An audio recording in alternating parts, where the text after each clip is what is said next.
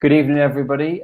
You got treated to our brand new countdown there. Welcome to CWUHA Live, where we've got a fantastic evening, an hour or so of celebration, really. And that's the right phrase to use for something like this, because 25-year anniversary, 25-year birthday for CWUHA, a charity linked to the CWU here in the UK and Ireland, who have done such an amazing amount of work at home and abroad. We're going to hear from lots and lots of brilliant speakers tonight. But before that, any birthday party isn't complete without singing happy birthday. I'm sure as you are starting to view this stream, what I want you to do is want you to engage in that. So if you're at home, if you're at work, whatever you're doing, just start singing happy birthday to CWUHA. And if you need an example, we'll give you one right here.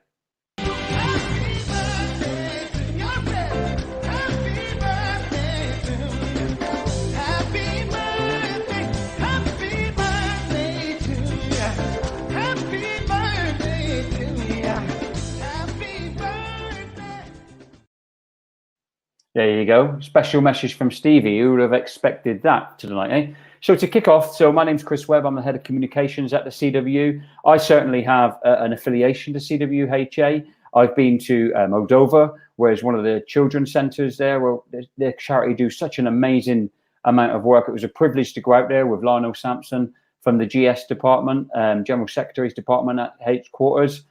We held a charity football tournament there and got hundreds of children involved in the beautiful game, and that was such a great day. We took supplies to vulnerable families, and what I got to see there was the great work and the impact that CWUHA have on the ground.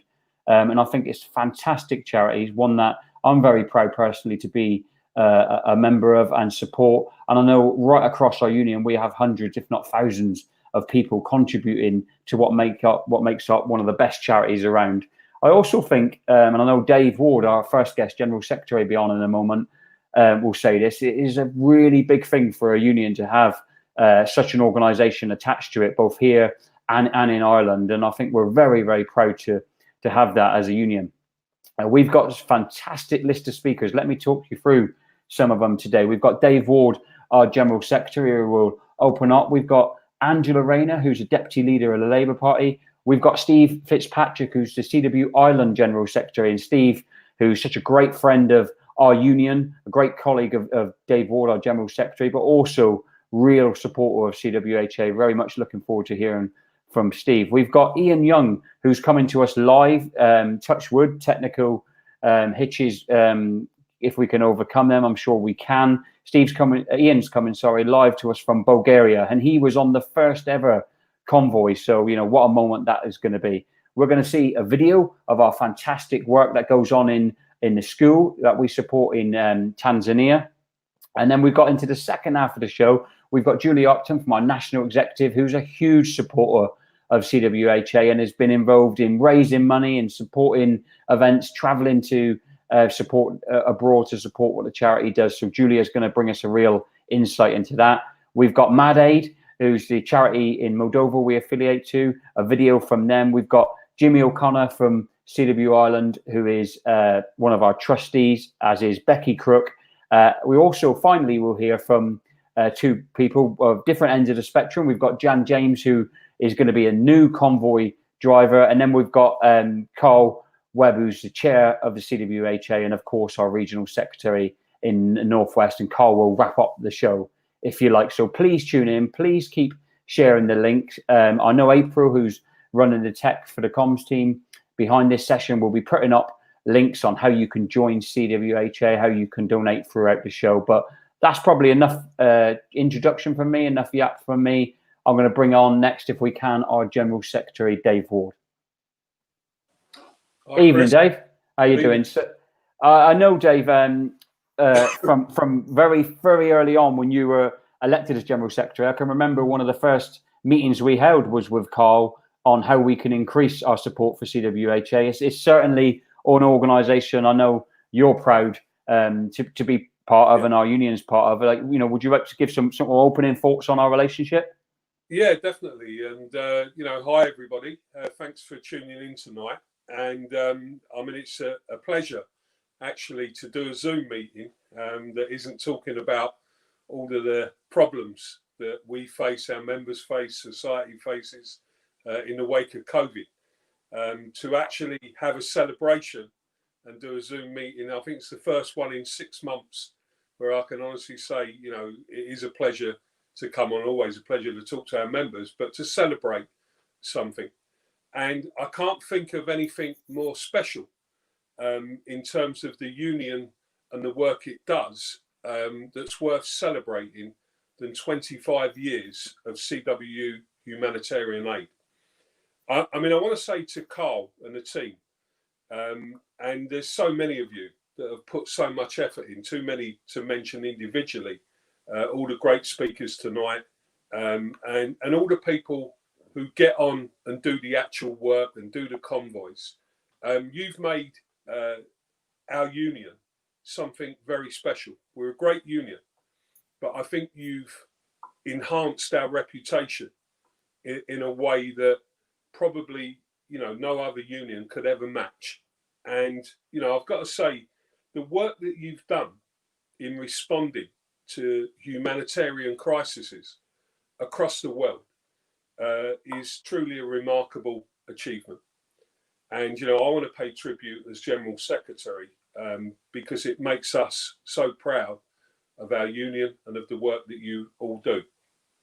I also want to say tonight, it's great that we've got Angela Rayner, Deputy Leader of the Labour Party, who's a patron of CWUHA.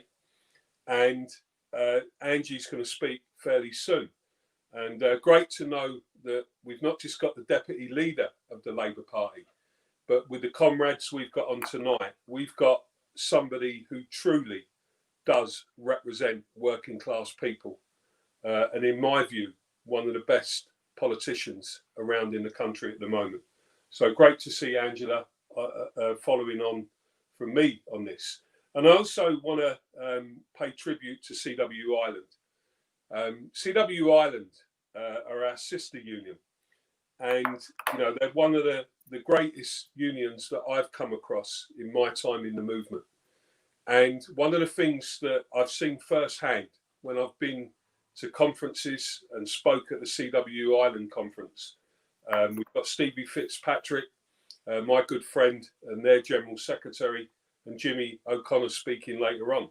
But what I've seen is how passionate, when I've been over there, they are about CWUHA.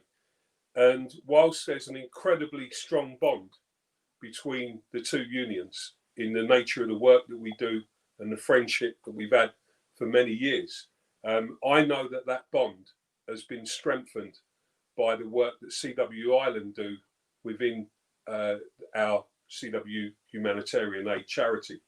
So, you know, it's great to see Stevie on tonight. We had a bit of a chat before we come on there. We're going to catch up on other things.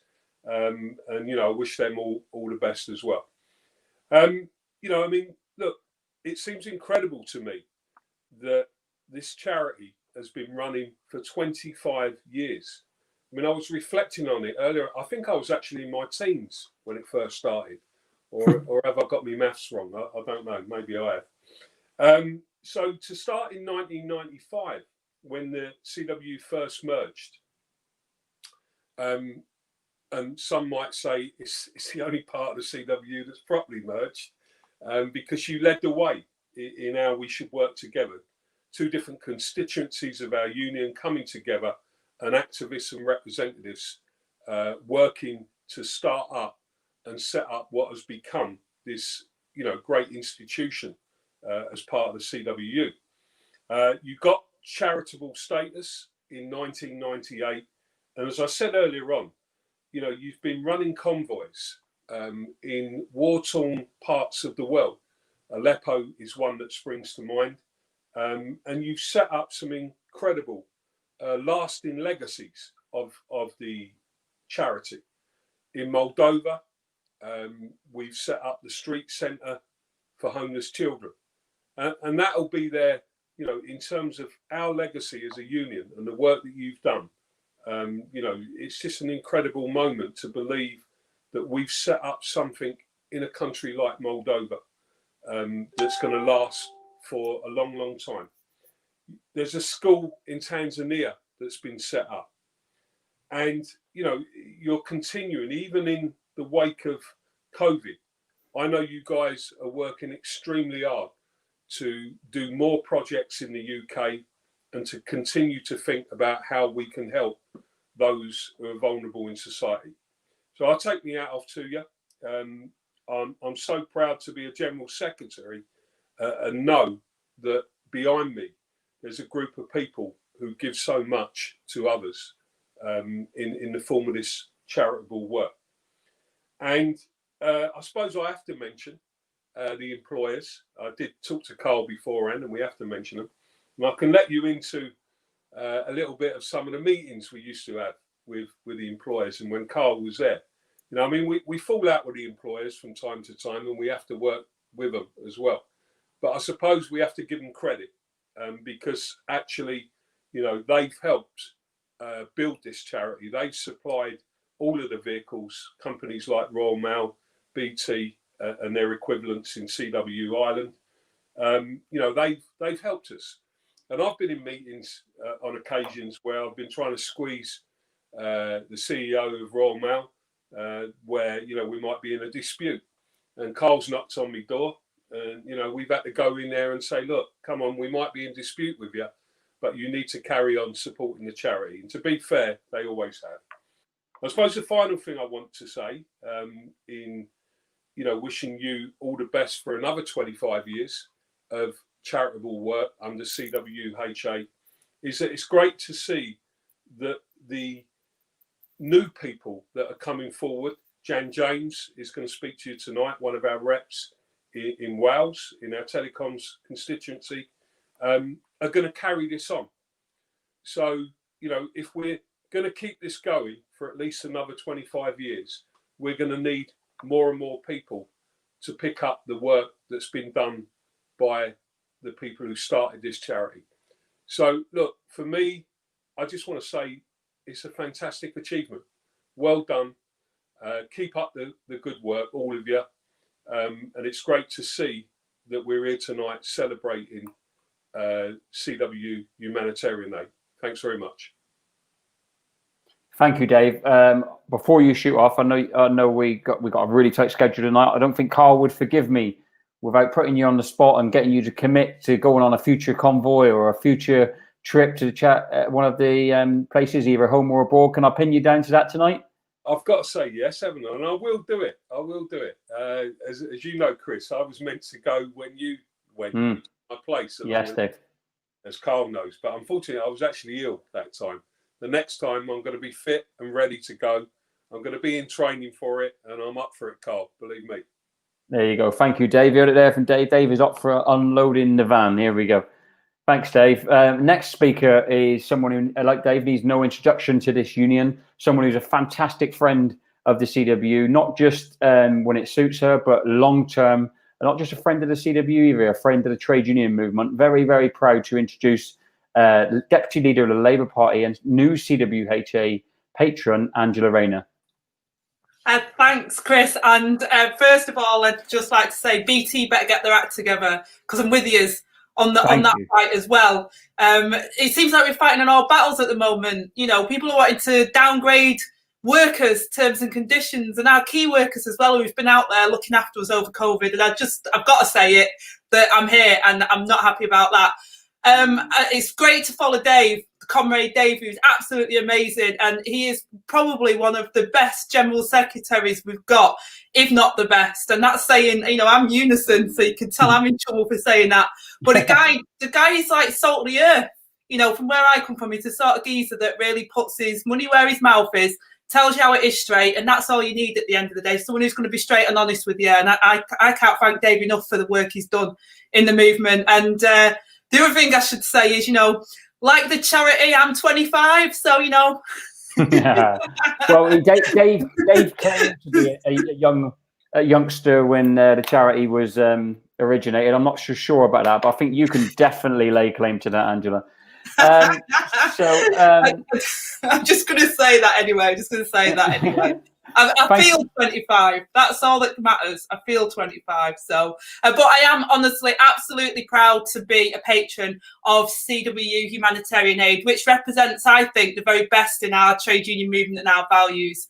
And, you know, over the past couple of years, I've heard stories from the volunteers like the ones that are hopefully on this on this call, not Zoom. I don't know what platform we're on. It's some weird platform that I've never been on before. But the people that are on this and listening to this, you know, that have taken part in all the events and the missions across Eastern Europe and Africa. I mean, you get so much. I've been on many visits to do different various charitable work and humanitarian work and seen what we do actually in what was the DFID portfolio, and to see the work that's done over there, and it really gives you a sense of you know, humbleness about what we've got and some of our woes that we whinge about, but actually what we can do to change the world for the better. So it's really good that so many people have got involved in it. And as a mum who's got a son with disabilities myself, I cannot begin to imagine how difficult it would be bringing him up in some of the countries without welfare states or specialist schooling. It's bad enough and it's hard enough as it is here in the UK, and we haven't got it anywhere near as tough as some places, unfortunately.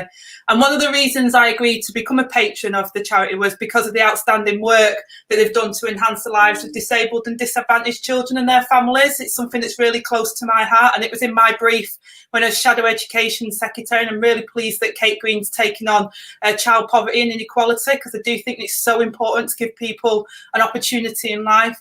And during the current crisis as well, we've seen the charity that's diverted all its essential resources to UK charities as well. So helping at home as well, including the food banks and domestic abuse and homeless organisations and community hubs across the UK, because we know that things like domestic abuse has increased, food bank usage has increased, and people who have never ever thought they'd need help are suddenly needing help. And, you know, our colleagues and their friends and family, and the charity's really been there for them. And I think that's absolutely, you know, humbling and absolutely brilliant that's happened. And I'm inspired and absolutely humbled to be a trustee and to see the work that the volunteers are doing in their own time. Because not only do they do convoys of drivers volunteering 4,000 miles to be away from the family for 2 weeks to raise the funds and source the goods and locally fundraising events that they do. They fill the vehicles with the aid that's needed. And it's all under the trade union banner with members from across the UK and Ireland. And it just makes me, as I say, I was born in Stockport and raised in the trade union movement. And you can see why I say that, because it's the best family ever. It's, you know, it can be a bit dysfunctional at times and we can fall out, but things like this just show you that actually being part of this big family and this big movement means something. And when the chips are down, we're there for each other and we stand up for each other and look out for each other. So I'm really proud of the work that the organisation is doing, and I'm looking forward to working closely with you all as one of the patrons and the amazing volunteers that you have in the trustees. And I just, you know, in ending, because I've got to go and inspire key workers to become Labour candidates. So if there's any on here that fancy it, then, you know, get in touch. But I just want to congratulate you, Chris, and the rest of the team and everybody at the charity and at CWU on the 25 years that they've done. And long may it continue. And you're making such a difference to so many children's lives. And I am absolutely proud to be associated with you and support all of the things that you're doing. So thank you, keep it up. And I'm here to love and support you in what you're doing. Well done.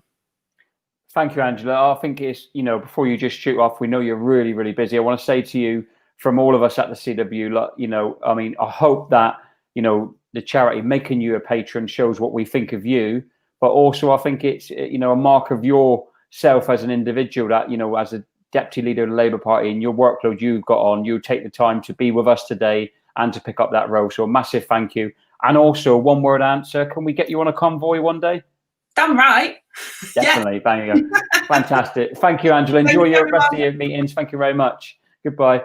So yeah, brilliant from Angela there. Next on, because we're going to whistle stop tour here so we can get you through this fantastic evening of speakers, is somebody from an organisation in CWU Ireland who are very close to us in many, many ways, both industrially and politically. And of course, our two general secretaries are very close. So without any further ado, I'm going to introduce Steve Fitzpatrick, who's the General Secretary of CWU Ireland. Hey, Chris. Yes, Steve, how you doing, my friend? Greetings from the Emerald Isle, and thanks very, very much for the invitation to this very special occasion. No, you're more than welcome, Steve. So I thought I'd start, if I can, by just, obviously, trade unionism brings us together by nature. The two unions have always been close. Yourself and Dave have got a really strong bond and relationship. But why is it that, CWU Ireland, feels the need or want, if you like, to support CWUHA so much? Well, Chris, it developed from the friendships and the camaraderie that developed between activists in the two unions, and you'll have Jimmy O'Connor on later on, but he was particularly close to a lot of the activists who were involved in the Convoy. So they were invited to one of our conferences. Chris, Alex was there as well, Steve, and they made a presentation to the conference, and they had a stall there as well. And it just took off really from there. So we decided that we'd give it a go.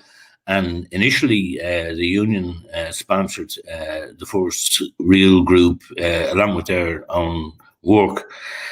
But it just exploded from that. And I know Jimmy will be able to tell you that we don't have to fundraise for HA anymore. All of the former drivers who were so personally affected by what they saw now take part in active fundraising, and it's only very rarely for the big occasions that they come to us looking for further assistance. And I think the other thing that helped greatly was halfway through our involvement, we decided to make a documentary, which was shown at this stage hundreds of times on national television. And we made a copy of the documentary, Delivering a Special Dream, and we sent it to every member of the union so they could see the personal work and the way every penny given went straight from the charity to where it was due. So that really helped generate further interest. And of course, ever since then, the lads have been visiting us regularly for a conference. I think it's more like a pilgrimage now. And I suppose that's something we've all missed this year, and I don't want to miss the opportunity to say to all my friends and comrades in the CWU that I'm sorry we didn't get a chance to join with each other this year. And I'm very grateful for the kind words that Dave has said about us. And I look forward to when we can reconnect in a physical way. And I hope all of my friends over there and their families are keeping safe. And it will be difficult to figure out how we're going to move with this pandemic to have more convoys. But I think it's incumbent on us to do so, and probably even more so than it was in the past. Thank you, Steve. One of the things that quite often gets talked about amongst the trade union movement is what are the priorities of the movement? We should be organising in workplaces. We should be organising politically. Why do you think it's so important for the union movement, not just our two unions, but the whole movement, to get behind organisations like Humanitarian Aid? Well, look, we have a very, very simple job as trade unionists. We have to change the world. Not that easy to achieve, and lots have tried and still trying, but that's what we have to do. And you can't be a socialist or a trade unionist without being an internationalist. It doesn't add up. It doesn't add up at all. So once you have those beliefs, whatever you can do to help your fellow workers across the world and their communities and their families, it's incumbent on you to do so. And we know we can't do everything. But everything we do makes a little bit of a difference and encourages other people to do the same things. And we have had support from other trade unions in Ireland for CWUHA. We've gone to them and looked for it, We've never asked them to join up, to tell you the truth. We're a little bit jealous of the name and the connection between the two unions, and we don't mind them throwing a few bob here and there and doing what they can to help. But this is something that's developed between our two great organisations, and I suppose we want to keep it that way to some degree. That makes sense. I think we're all precious over what's been achieved, and obviously our brand, Steve, and our name. So my final point I'll put to you, if I can, and you take the opportunity to say anything else you feel you want to get across, would be, going forward, do you think supporting humanitarian aid is something that's now embedded in your union, that you're keen to do, for many, many years to come? Absolutely, absolutely. One of our comrades, one of the former drivers, Tony Grogan, passed away there recently, and it was worth noting, even though we couldn't go into the service, people gathered outside the number of former drivers from the different companies who were on the aid before that showed up. I think the one thing that's different about this is charity is delivered directly by our members. And it's not a handout, it's a development tool to try and get those people to the stage where they can help us deliver that charity somewhere else. It changes out of the individuals for the better. And really, it's worth, when you meet people who come back from those convoys, it's worth a long conversation, because you'll see a different, more caring human being.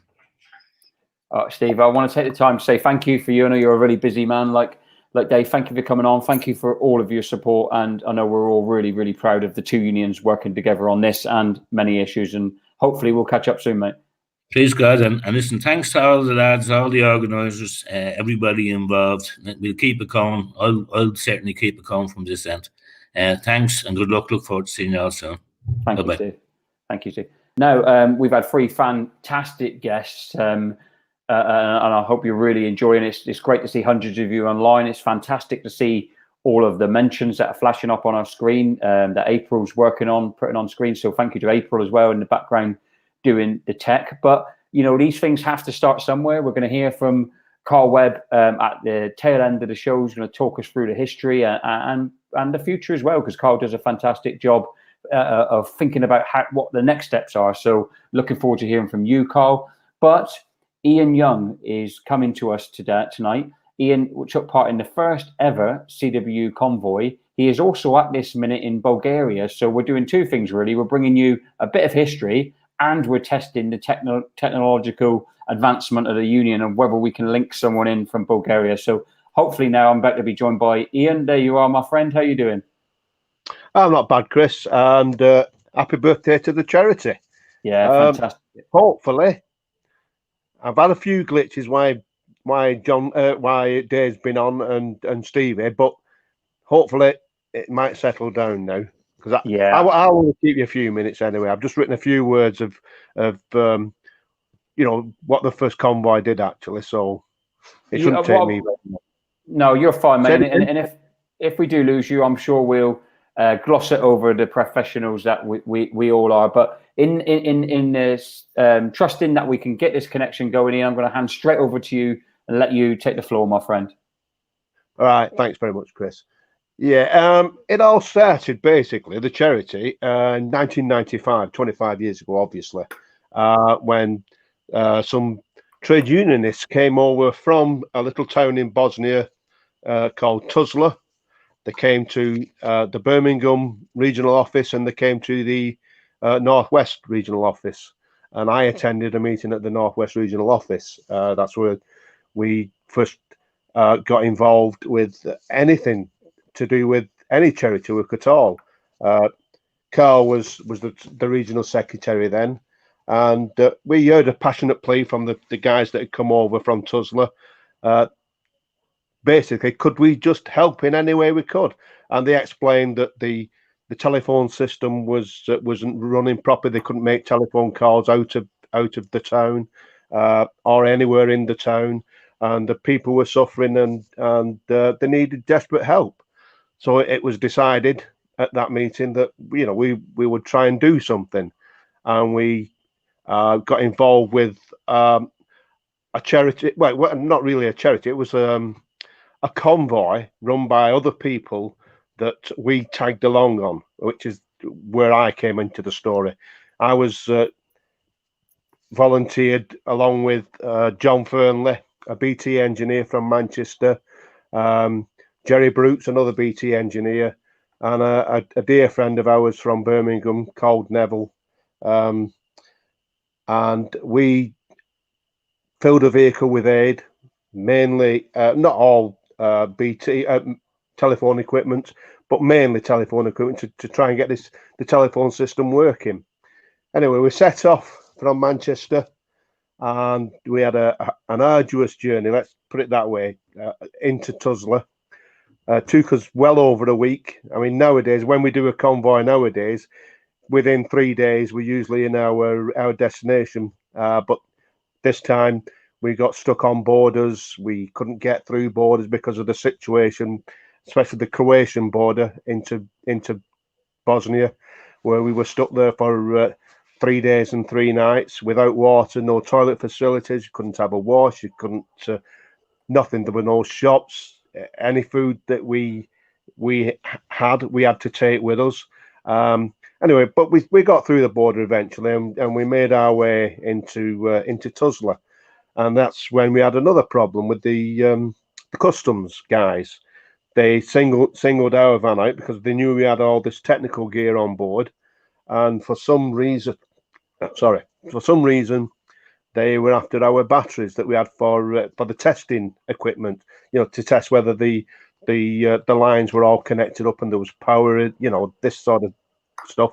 And they wanted the batteries off us, and they made us empty our vehicle out, and it was, as I remember, it's a red hot day. It was in the middle of, just at the end of July, because I remember I spent my birthday on my 43rd birthday, it was, on the Bosnia-Croatia border. So I know it is back end of July, 29th of July is my birthday. And they, like I said, they wanted these batteries, and we emptied the whole vehicle out and couldn't find the batteries. Anyway, the customs guys got fed up of this, and they just said, "Oh, put it all back." So we wasted half a day emptying the vehicle, reloading the vehicle. Finally got customs clearance, made our way down into the town centre, where we were greeted by a huge crowd of people who had all volunteered to put the drivers of each vehicle up in their own homes. There was no hotels or anything. We all were invited into people's homes, and we stayed with those people for the duration of the visit into Tuzla, which turned out actually to be a little bit longer than we thought. We thought we'd probably be there about a week.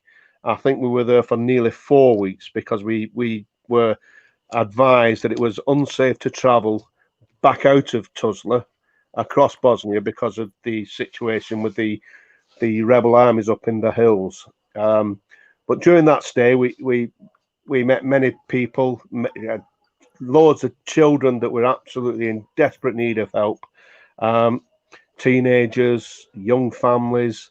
Everybody was suffering. And there's one story I want to tell, because it changed my life forever. It was the day that I was accompanied by a young teenage boy, probably about 13, 14 years old. And he was taking us a tour of the city centre, well, town centre. We got to this particular square, the main square in the town, and there was a blast hole in the middle of the centre, and you could see shrapnel marks all around the buildings, all around this building. And he explained that on the 25th of May every year, which just happened to be Tito's birthday, they did celebrate Tito's birthday on the 25th of May. And it was also a youth day as well, they called it. And they invited all the children from Tuzla and the surrounding villages to attend a party in the main square. And this party was going on, and this is 2 months before we arrived. This is 25th of May. We arrived the back end of July. So it's 2 months before. And up on the hills surrounding Bosnia, Tuzla, was the army of the Srebrenica regime. And they were blockading Tuzla. Nobody could go in, nobody could go out. And on this particular day, they knew that this party was going on, because it was every year. Everybody in the surrounding district knew that this party happened every 25th of May in Tuzla, and that they decided that they would bomb it. And they fired one shell off, and it missed the target. Actually, I think it landed a couple of streets away. That was a rangefinder. The second shell actually hit its target right in the centre of the party, and it killed 71 children. The youngest was 2, and the eldest was around about 25, and it wounded a further 240. All young children, all young adults. And the lad that was showing us around, he said on that day, he was in the square that day, and his cousin saved his life, basically. So I was intrigued by this. I know, how did his cousin save his life? And he said, well, when the shell hit, his cousin was standing in front of him, and a piece of shrapnel hit his cousin in the head and killed him immediately. And if his cousin hadn't have been hit by the shrapnel, that piece of shrapnel would more than likely have hit him, and he would have died instead. It's just absolutely devastating. You couldn't make it up. It's horrendous. I mean, that is documented. That is now known as the Tuzla massacre. If you anybody wants to read about that, you can Google it. It'll come up on there. It'll tell you more facts than I can tell you about it. But the one thing that did come out of it was Tuzla was mixed race, mixed religion, all different backgrounds, all different creeds, Muslims, Christians, Croats, Bosnians, Serbians, all together in Tuzla. That's one of the reasons why we went, because they all stuck together as a town and didn't split off and didn't do any of the ethnic cleansing like had been carrying out all through Bosnia and the other districts all around it. Anyway, they had a town meeting after the massacre to decide just what they would do with all the bodies of these children that had been killed. And they were going to bury them. The Christians were going to be buried in the Christian cemetery, and the Muslims were going to be buried in the Muslim cemetery. And a young girl got up and spoke, and she said that all these kids that have been killed were all friends. Well, not all friends. She knew most of them. She was at school with lots of them. She knew lots of the children there, and they were all friends together. And she thought that they died together and they should all stay together. And anyway, the meeting accepted this idea, and they buried the children all together in one cemetery overlooking the town, on the hillside overlooking the town. And I was privileged to be taken up to the cemetery to look at the graves with Jerry, John, and Neville, and absolutely devastating, absolutely horrendous.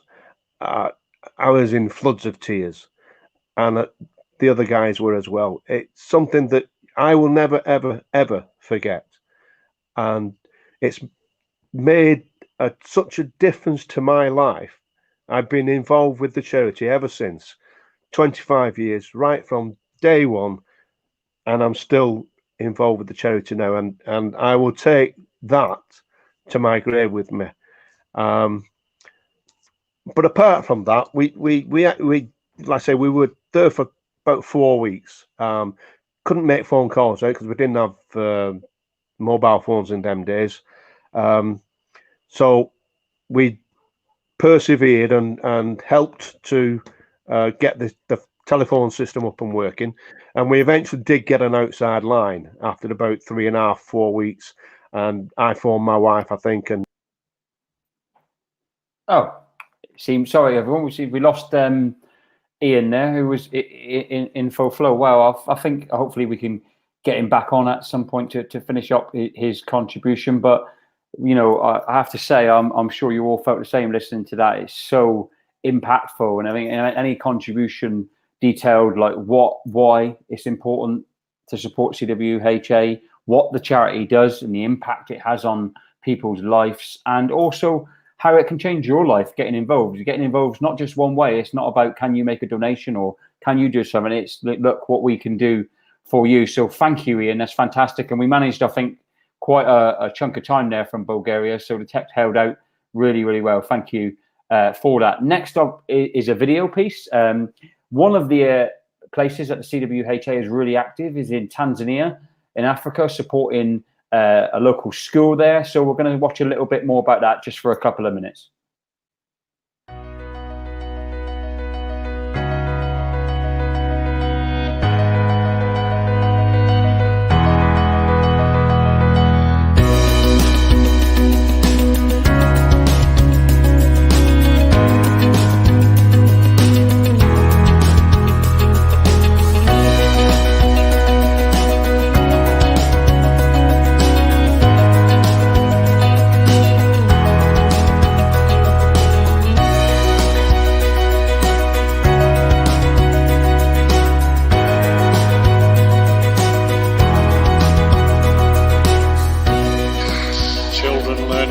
Healy with Elizabeth.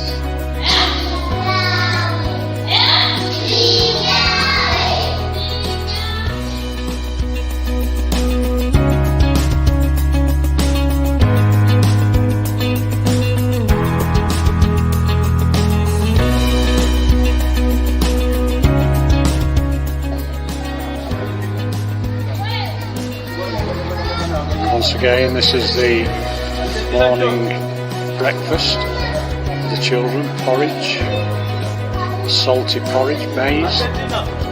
This is probably the only meal that the children will receive all day. They're queuing very patiently. Hopefully the ones at the back will be enough for them.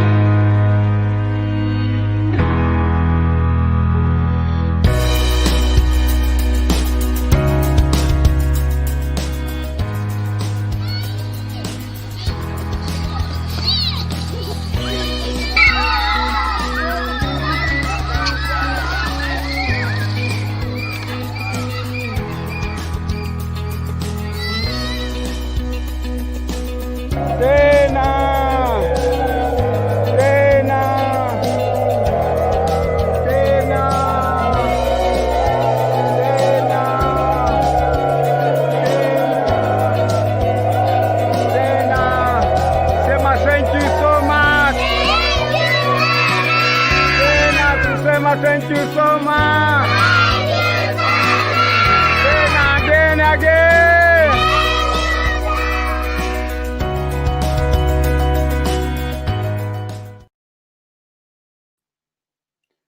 Wow, that's fantastic. And another example of the brilliant work that's going on, not just here in the UK, but all over the world by CWUHA.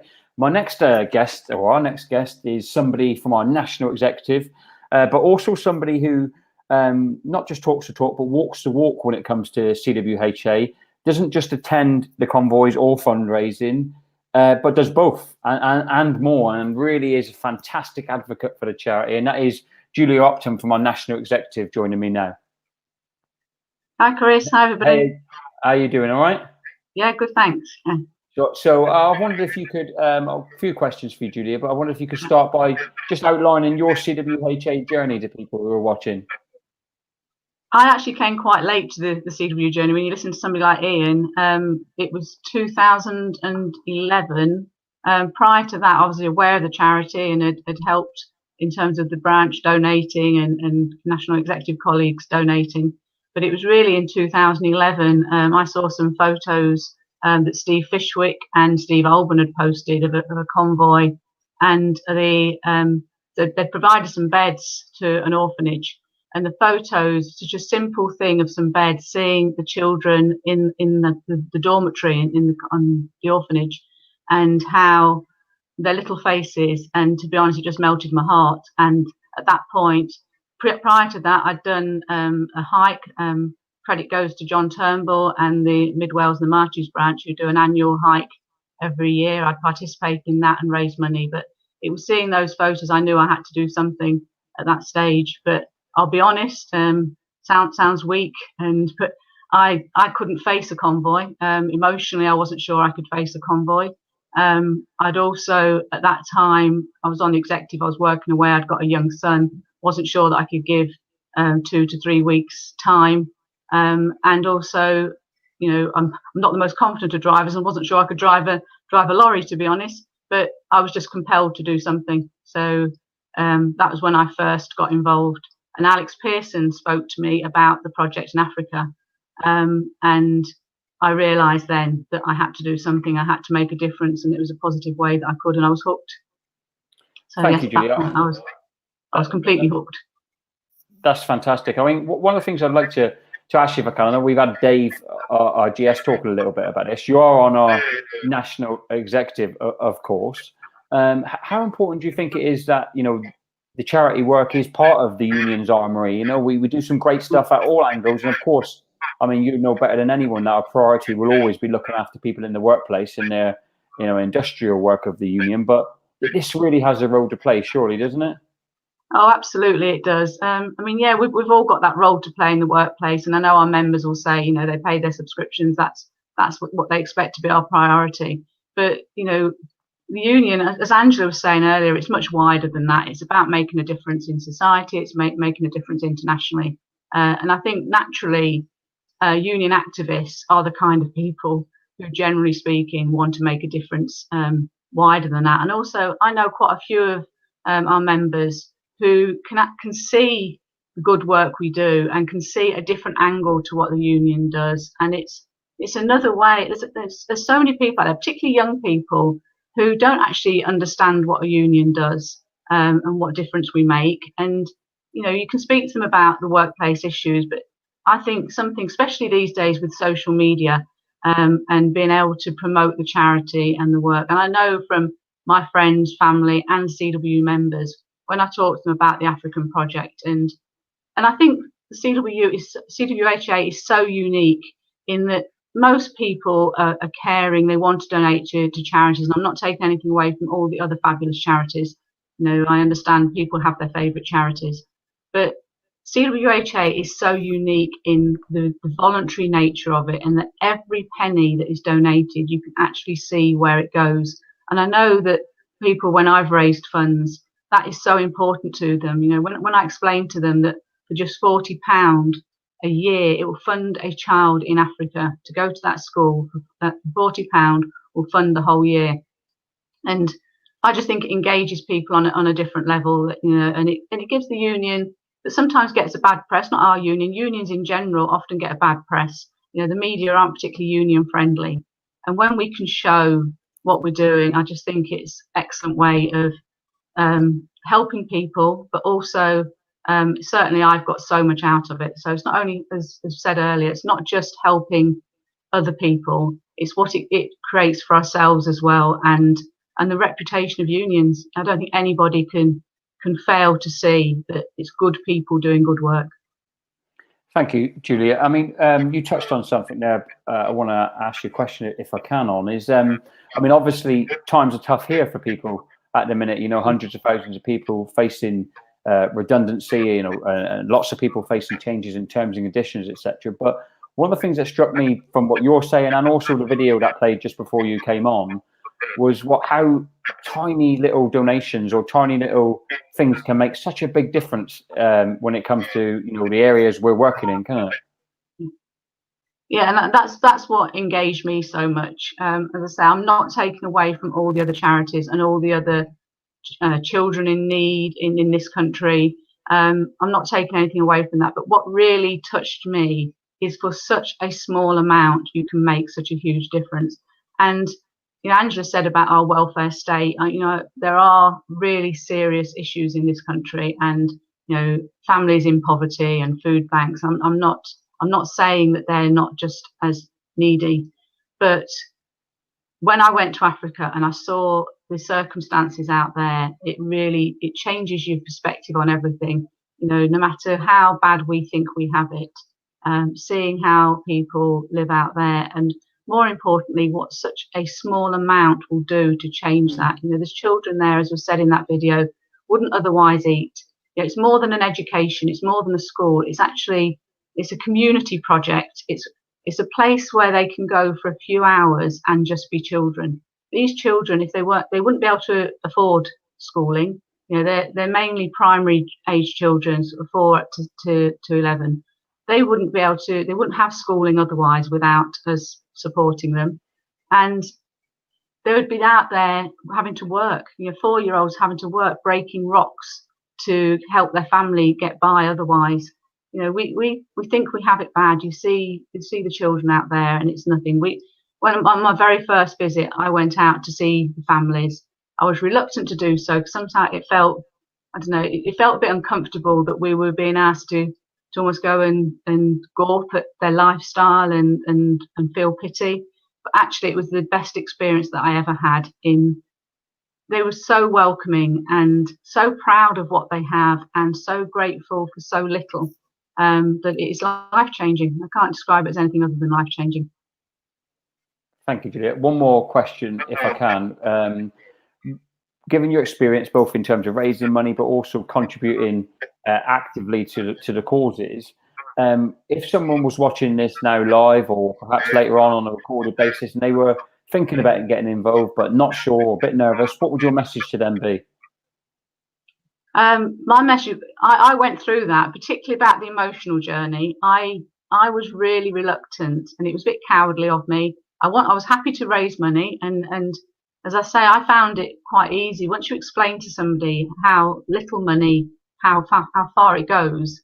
Actually, my friends, family, other executive colleagues have been absolutely amazing. You know, sometimes you feel a bit guilty to keep asking, but people have been very willing to donate. But what I would say, I was really worried about the emotional side of it, and probably scared that it was going to be quite life-changing. But actually, it's the best thing I ever did. It was heartbreaking at times, but it's so heartwarming. I mean, the motto of the charity is delivering smiles, and boy, does it deliver smiles. It delivers smiles to the children we help, but it delivers smiles to the volunteers as well. They get so much back. So if you are scared, you don't have to do, like me, it was one step at a time. It took me a long time to get to the place where I felt I could do it. But I tell you, when I went out for that first time, it was inevitable I was going to go back a second time. I will say where it is in Moshi, but all the poverty and the health issues, it is the most stunning part of the world. The people are amazing. I would encourage anybody, if they possibly can, to go. And after my son was quite young the first time we went, but I went again at the end of last year and took my son with me. It was my ambition to take him out there so that he could experience it as well. And it's absolutely amazing. Any young people, particularly, who are thinking of volunteering, this is an absolutely fantastic charity to be involved in. Okay, thank you, Julia, for all your work that you've done, and we really, really do appreciate it. And thank you also for joining us tonight. So, it's been an honour. Thank you. Thank you. We're now on to our next section. So in Moldova, as has been talked about by a few of our contributors, we have a children's centre. We partner there with a fantastic woman called Victoria and a fantastic charity called Mad Aid. Here's a little bit more about them.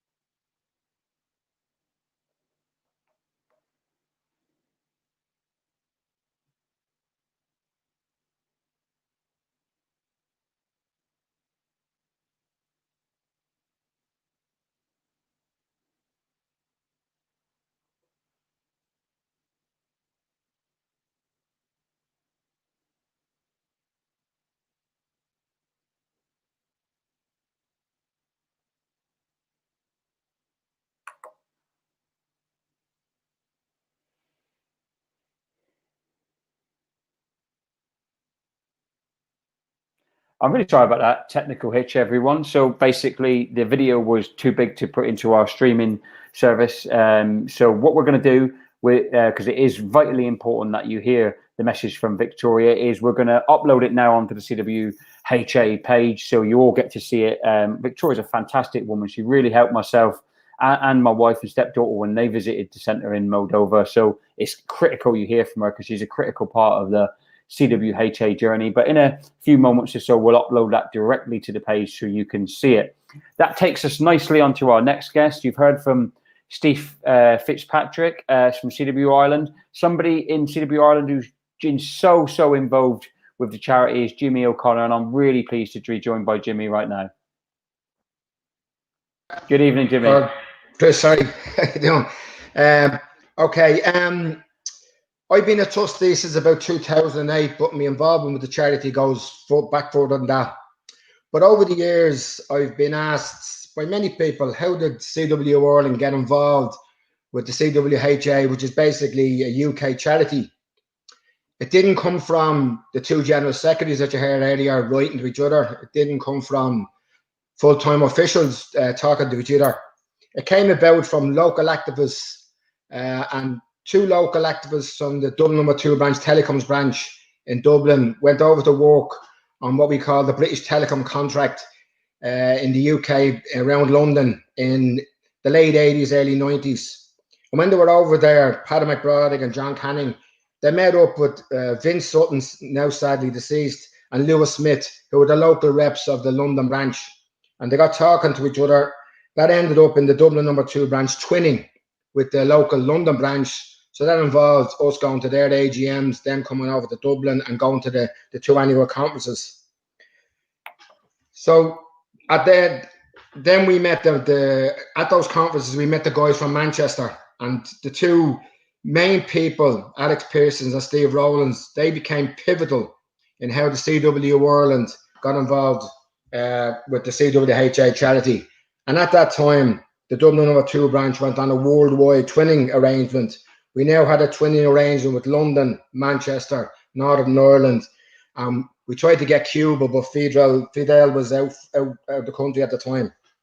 So Alex, Steve, Ian from Manchester would come over to the Dublin No. 2 branch AGM, and they would make different presentations, but Alex would do the CWUHA stuff. So that resulted in the Dublin No. 2 branch affiliating with the charity. Then in 2004, you heard earlier on, Steve Fitzpatrick became General Secretary of the CWU, and not long after that, I became a national officer. And Steve, to be fair to him, took an active interest in the workings of the CWU.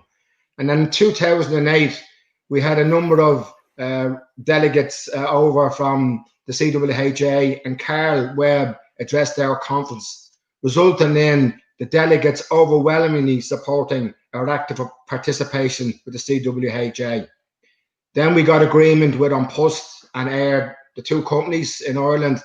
And in 2008, as Steve said earlier, we took part in our first conference. And it was fitting that 2 people from the Dublin No. 2 branch, John Bolivia and Matt Brown, from the No. 2 branch, were part of the first ones because we started the whole thing off.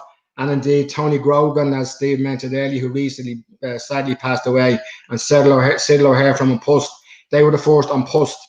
And the interesting thing about that first convoy was we delivered an incubator to the hospital, and before the guys left that hospital that day, the incubator was up and running with a newborn baby in it, and that gave everybody an absolute joy on that particular occasion. Then at a trustees meeting, you just mentioned earlier, Victoria, I'm probably going to steal her thunder to some degree. I met this woman, made a presentation to a trustees meeting, and I have to say, what really stood out to me was her determination and her passion towards the children in the region. And in 2015, I decided that I was going to actually take part in a convoy, which I did. So 4 of us set off from Dublin to Holyhead. And when we arrived in Holyhead, one of the guys' father had died. One of the driver's father had died back at home. So he got the same boat back to Dublin. And another guy had flown out the next day. And the next evening in Holyhead, in Hull, he was ready to take over. And when we got to Moldova, lo and behold, Patrick Broderick, who's the chap that went back, was waiting in the Phoenix Centre for us, having buried his father, flew back over, determined to deliver the aid that he had collected. So that was the commitment that I think people from our CWU Ireland have taken part. I visited the centre last year on its final opening of the full centre, and I have to say it was a privilege to watch what was done.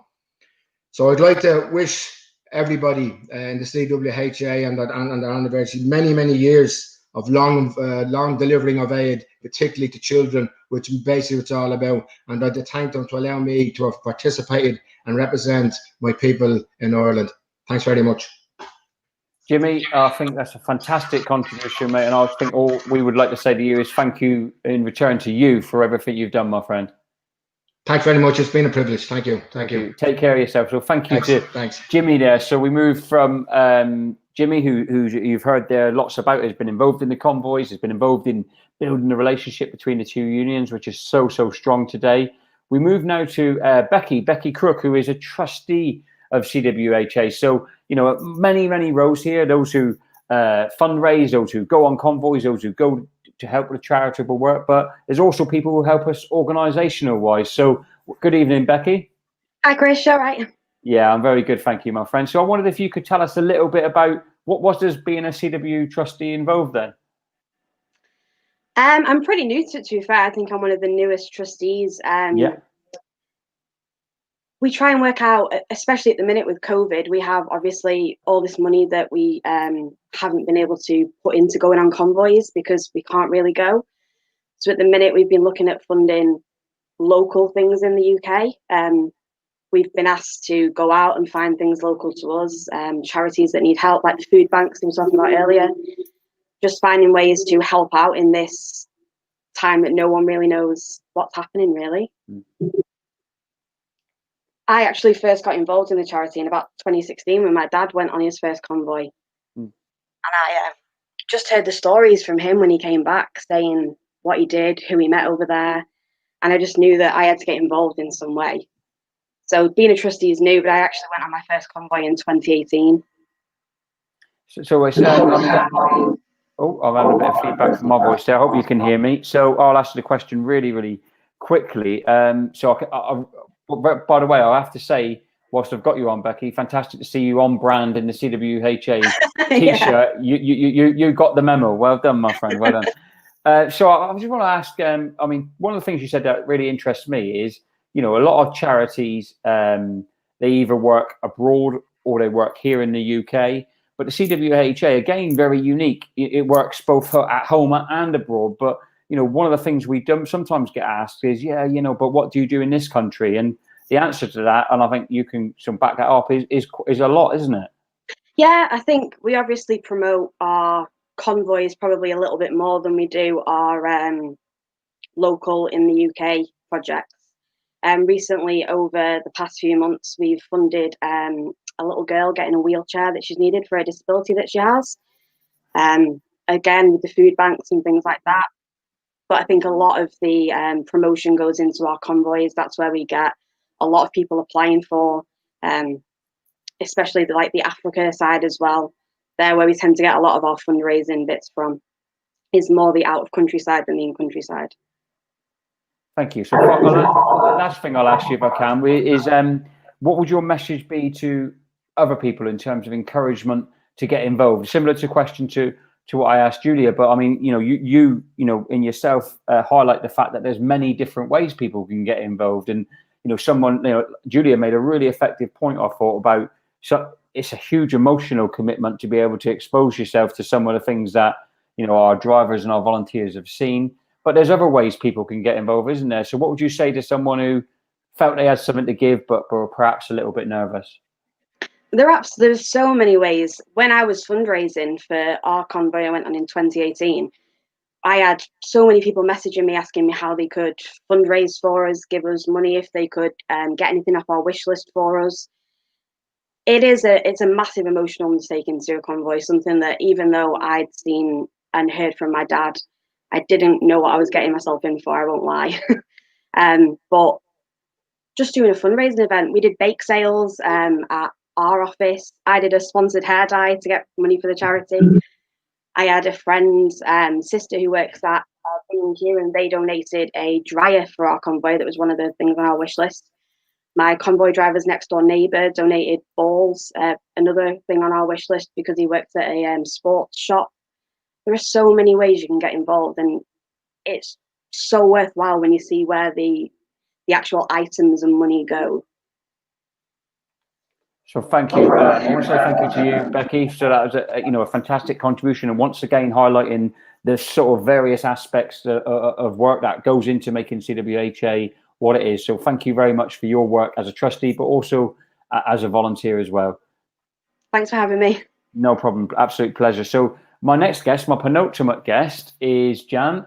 So Jan is going on is a new convoy driver. So we've heard lots and lots here tonight from people who have been veterans, people who have done it lots of times, people who've made different visits. Jan, what made you get involved? Well, for quite a few years, I've visited the stall at conference, and at our ULR events, and visiting the stall, I've always looked at the photos, the pictures, and thought, oh, I'd love to do that, but I just couldn't put myself in that position. I didn't think I could, I'd be able to go without wanting to bring all the children home with me. So I always put it off. I was also inspired by Roger Jones, who I met through the Wales TUC, and the stories that he told me. And, you know, I just kept saying to him all the time that, oh, I want to do this, I want to do it. And until last year when we were at conference, and once again I visited the stall, and I thought, well, the reason I'm not doing it is for my own feelings, and I should be putting my feelings at the back, really, and thinking of these, you know, poor, vulnerable children and their feelings. So I thought, let's do it. So I said to my friend and colleague, Gwawa Jenkins, I want to do it. And she said, well, let's do it. So we decided we would email off to Carl and say we were really interested, we'd like to do it. And we were then approved that we could go. Then we thought, well, we've got this huge challenge ahead now. How on earth are we going to raise that much money? Because I just thought that would be our obstacle. But it wasn't an obstacle.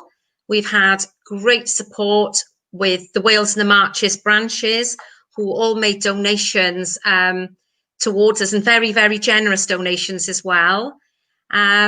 We had friends, work colleagues, donating for raffles. We done raffles in the call centres. We bought sweets and bagged them up and sold them. And we even had people walking up Pennyvan Mountain at 7 o'clock in the morning on a very wet and cold, windy day. And they raised great amounts of money for us to allow us to be able to go. So we've raised our money. We were all ready for May, and was very, very disappointed that we couldn't go, because Gwawa and I were ready for it. But obviously not as disappointed in what those poor children are, because they were expecting us coming with these goods for them, which obviously because of COVID we couldn't do. So one question for you, Jan, if I may, which is obviously you've heard lots tonight, and of course you knew lots about the charity work. Anyway, are you inspired to do more in the future going forward? You know, obviously, you know, let's touch wood, in a post-COVID world, we can get back to, you know, doing the work the charity was doing beforehand. Are you up for sort of doing more, trying new things, finding new ways to help? Oh, definitely. But the one thing that Dave did say earlier, that it's nice to have new people on board and hope they can go for the next 25 years.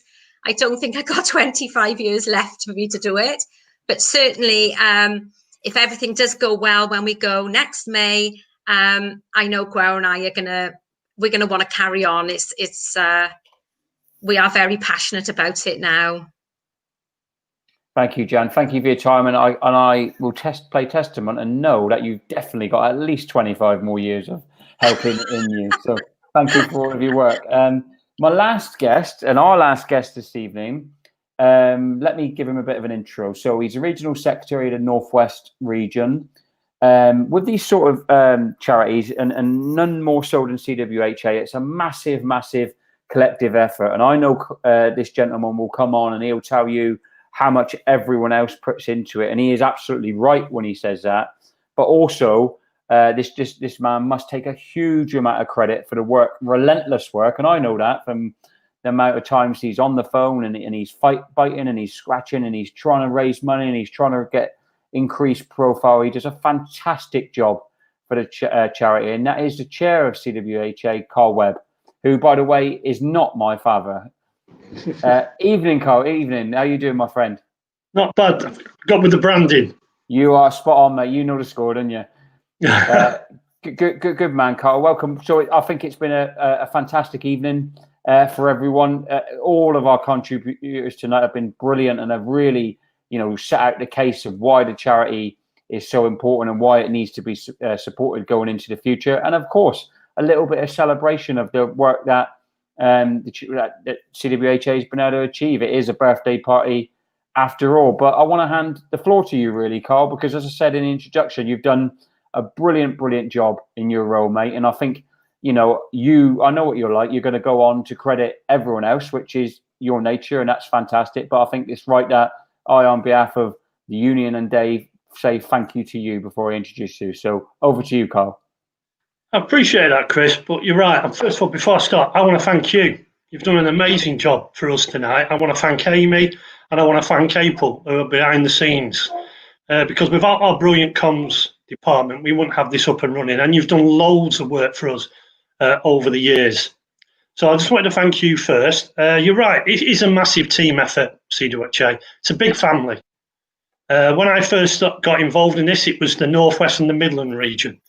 And we had an amazing man called Dennis McWilliams who supported me. I mean, Dennis was one of the busiest regional secretaries you ever met because he did it in all the big employment tribunal cases, the real difficult ones. But he was there to help and advise me. And it was a massive challenge. And if it wasn't for people like Alex Pearson, Ted Stead, Ian Young, Chris Murphy, Derek Snowden, people like that, who came and helped me and supported me and what I did. The charity wouldn't have done 25 years, no doubt about it. And now what we've got is we've got our own people behind the scenes. Because again, without the help of Paul Newsham, and the comms team of Becky and Chris, my lad, we wouldn't have this event as well. So it is a massive team effort. And I want to thank everybody, all the speakers who came on today, and the legend that's Ian Young. Absolutely amazing man, supported by his beautiful wife Linda. I want to thank Becky, who's so confident. I want to thank the Irish Mafia. CWU Ireland pushed us. They took us to another level. Because what Jimmy mentioned, and I'll never forget this, was about incubators. Now, we'd had incubators delivered before, thanks to two amazing guys called Duncan and Jim Park. And Duncan and Jim had got hold of incubators from NHS Scotland, and we delivered them to a mother and baby hospital in Moldova. Because the year before, we'd gone there and we realised this was a mother and baby unit that had no incubators. And we found that really strange. So we couldn't get anything like that off the NHS England, and we didn't have the funds to buy them. But Jim and Duncan, being the way they were, they managed to get hold of one. The following year we went back, we were told those incubators had saved 25 babies' lives, premature babies. The following year, a couple of years later, CWU Ireland went and bought 2.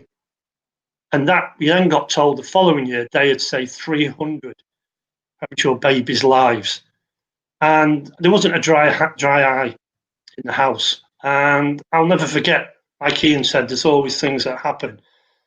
But we've done some amazing work, and I'm really so sad that we didn't get to hear from Victoria. I'm glad you're going to load that up, because we have done, for the last 7 or 8 years, of work that we've done with Victoria has been absolutely amazing. We've got that the Phoenix Centre that's named in tribute to Mel Holmes, who used to work for Union Headquarters, who sadly passed. That is a disabled centre that is helping children with special needs, disabilities. They supply wheelchairs for the local community. They've done physiotherapy for thousands of children. This just would not ever happen in Moldova. And we are so proud to have been part of that and still are part of that.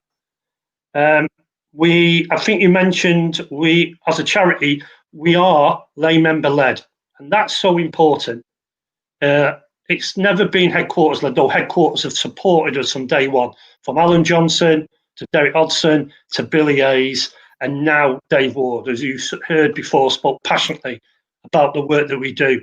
And I know Dave will come over to Moldova or go over to Africa, hopefully in the next few years. And we know he'll do that. And the support that he gives me, and they allow me to do things as regional secretary. I want to thank my branches because they know, you know, I put a lot of time and effort into this, but I still do, just make it clear. I still do my regional secretary's job, and that's important. But I do that with the support of the branches and my regional officers. So I can't be prouder of tonight. It's been fantastic, and hearing from all the speakers, Julie Upton, it was absolutely brilliant. She's done skydiving to raise funds for us. She's everything. She's always raising money for CWUHA, and to see her take her son out to Tanzania was just fantastic, because we are family. And you heard from Becky. Her dad Lenny is one of our project managers who does amazing work for the charity. And I've also got my son Chris Webb, who's also involved in the charity and he's a trustee. And my family have always been involved, whether it's Kyle, my son, who's running the Manchester 10K, or whether it's Maddie helping us load the vehicles. We always get our family involved. So, actually, I just want to finish here and thank everybody who's took the time and trouble to come on and watch this. All took the time and trouble to go on our Facebook page and read about what we've been doing for the last 25 years. If you haven't gone on, please go on the CWUHA Facebook page. There's some great stories about what we've got up to and the fundraising people have done and the projects that we've done.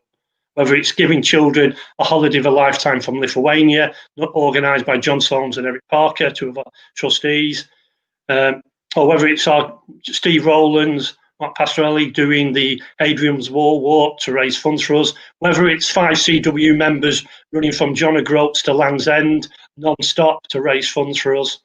And we have had support from other unions, GMB, Unison, Usdaw and Unite in the region. And I just want to finish on this. We did a convoy a few years ago to an orphanage, and what we found was how many our branch members want to get involved. They raise aid, they donate toiletries, food, clothing, and this was being done at the Beautiful Financial Services of Santander. And I think, finish on saying this, it's great that you've seen me, and it's great that you've heard about the convoy drivers, but without those people donating the toothpaste, the toiletries, the clothing, the bedding, the funds, we won't be able to do what we do. So I want to thank those unsung heroes, and thank you, Chris, for for setting up this evening. Thank you to Carl. That's absolutely fantastic, mate. So, you know, if you're watching this, Carl's giving you just a few ideas there of fundraising plans you could get yourself onto to raise money for CWUHA. As I'm speaking now, the links are up on the screen of how you can get involved, how you can donate. So please do make the effort to do so. It really does make a massive difference, even the smallest donation. So in terms of wrapping up, then I want to say thank you to the comms team who've done a great job in terms of administering this session. The Victoria video, just so you know, Carl and everyone, is already on the Facebook page, so check that out. It's a fantastic video, and it gives you even more inspiration than you've heard tonight. So thank you to Victoria, and thank you to our team for getting that up. I want to thank all of our speakers. I think every single person has made both a valued contribution, but also a quite inspiring contribution. I think very numerous moving moments throughout the hour or so we've been live tonight. We want to thank everyone who's tuned in. There's been about 600 people we've seen that's watched the live stream on Facebook alone, and that's before we check YouTube and Twitter. So thank you so much for all of you watching and contributing and sending us your messages. All that's left from me to say is really encourage you to get involved. It's a fantastic charity. It's the pride of the CWU. Good night, everybody, and happy birthday to CWUHA.